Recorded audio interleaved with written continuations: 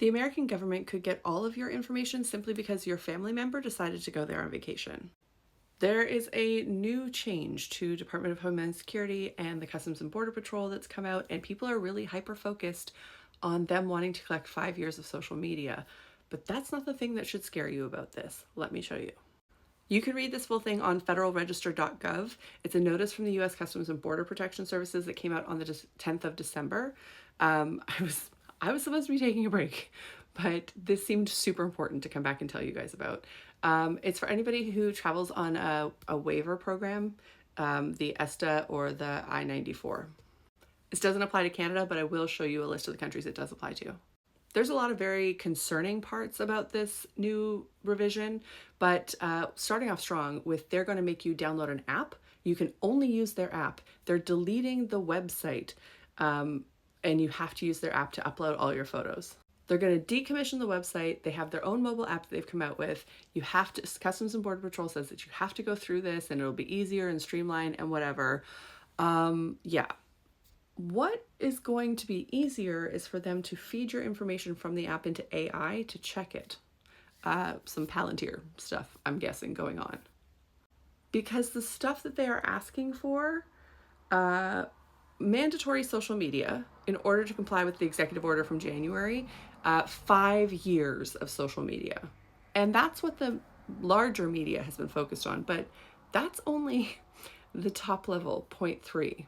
Because if you keep reading, it talks about high value data elements to comply with the executive order and the April 4th memo. There's more stuff that they want from you. This list includes telephone numbers used in the last 5 years, email addresses used in the last 10 years, IP addresses and metadata from electronically submitted photos. Also, family member names, including parents, spouse, sibling, children. Also, the family number, telephone numbers, they don't even edit their own things. Your family member's telephone numbers used in the last 5 years. Your family member's date of birth, your family member's places of birth, your family member residences. So just to be clear, if your family member is traveling from, say, the UK or France to the United States for the World Cup that's supposed to take place there next year, and you're not going because you don't want to go to the States, but they're going and you're their sibling or parent or child, the government's going to have all your information now.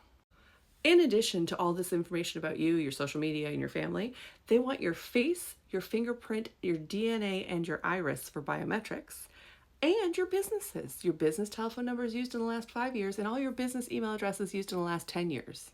That is a lot of information. Businesses, family members, all kinds of stuff that I'm pretty sure goes against some laws in the EU.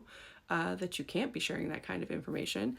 It is wild to me that they're asking for it. Obviously, there is no way they're going to be able to go through all of this information. So they're going to have to use like an AI software or something to do it, which is probably linked to the mobile app. All of this should be terrifying you.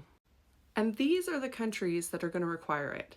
Andorra, Australia, Austria, Belgium, Brunei, Chile, Croatia, Czech Republic, Denmark, Estonia, Finland, France, Germany, Greece, Hungary, Iceland, Ireland, Israel, Italy, Japan, Latvia, Liechtenstein, Lithuania, Luxembourg, Malta, Monaco, Netherlands, New Zealand, Norway, Portugal, Poland, Qatar, San Marino, Singapore, Slovakia, Slovenia, South Korea, Spain, Sweden, Switzerland, Taiwan, and the UK.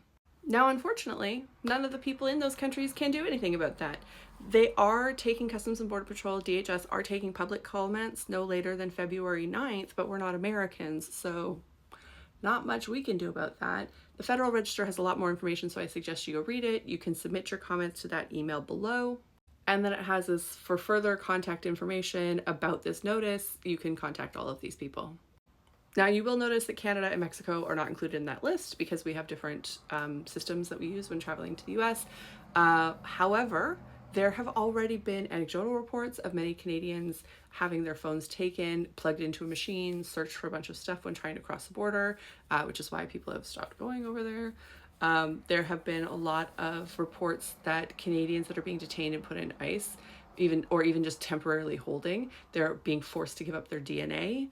There's a lot of stuff going on like this. I know also there was a news report from the Mexican embassy saying that the US embassy in Mexico was requiring people to fill out some of the stuff already in forms.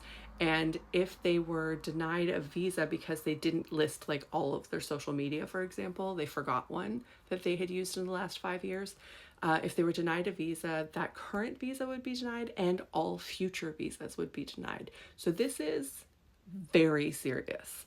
And I know that I personally have been on here before saying, like, why are influencers still traveling to the US? Why are people in general still traveling there? But I have seen a lot of, especially influencers from the UK, still going to like New York, Florida, Disneyland. And I know Canadians might be a little bit more wary because we've been dealing with this since February. But I think with the World Cup coming up, people really need to be aware of this change. And we need to stop with the flippant, like, it's totally fine, it's not affecting me, I'm just still gonna go to Disneyland. Like, no, no, no, no.